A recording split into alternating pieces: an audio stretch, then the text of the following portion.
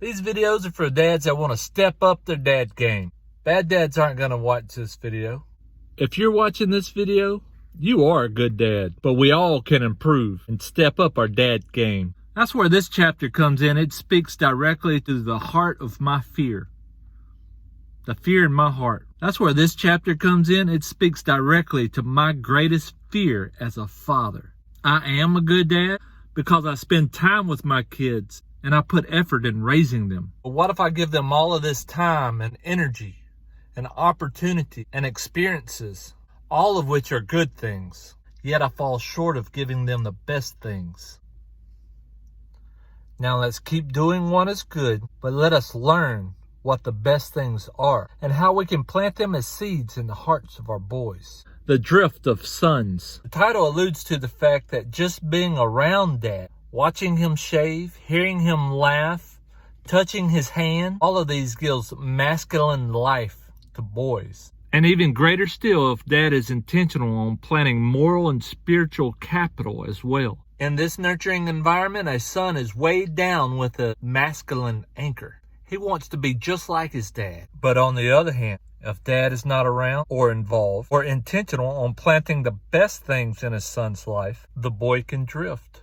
Grandchildren are the crown of old men, and the glory of sons are their fathers. Proverbs 17:6. But did you hear that? The glory of sons is their fathers.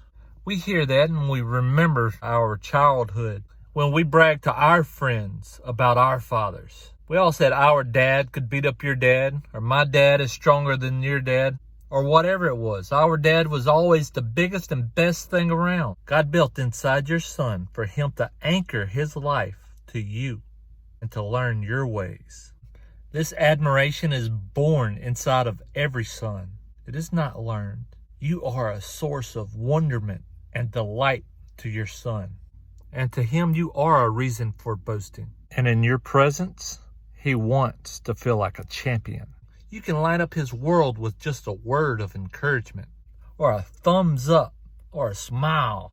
Tell him that dumb flip-flop thing that he just did for you was awesome.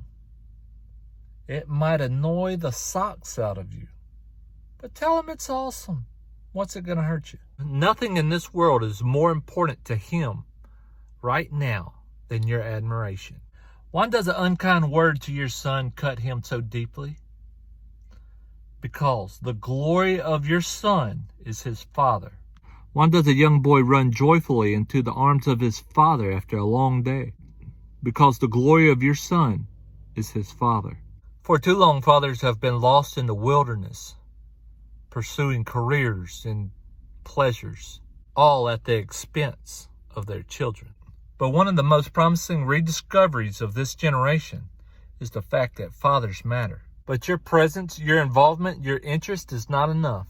Let's level up our dad game. Ask yourself, what values am I teaching my son? Am I teaching him a biblical view of manhood? Am I teaching him the correct way to relate to girls and women?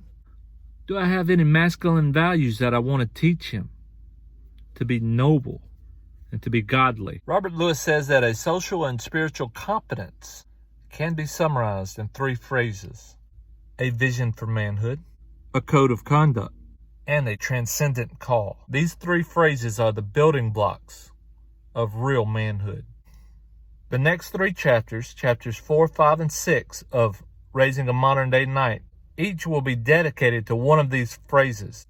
Hang loose fatherhood, no matter how loving, is not acceptable for today's young man. Sons are looking for the substance of life. They hunger for the best things. Absent of these anchors, sons drift. But when dads add these things into their manhood mix, their sons flourish. If this touches your heart, please subscribe to this channel.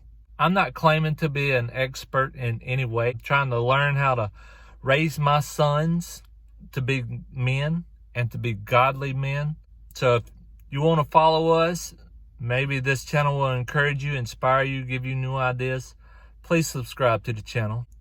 And if you know anyone else that'd be interested in this topic, or you think this would encourage them, send this to them. Comment down below if you have any questions. If I don't know the answer, I'll try to find somebody that does.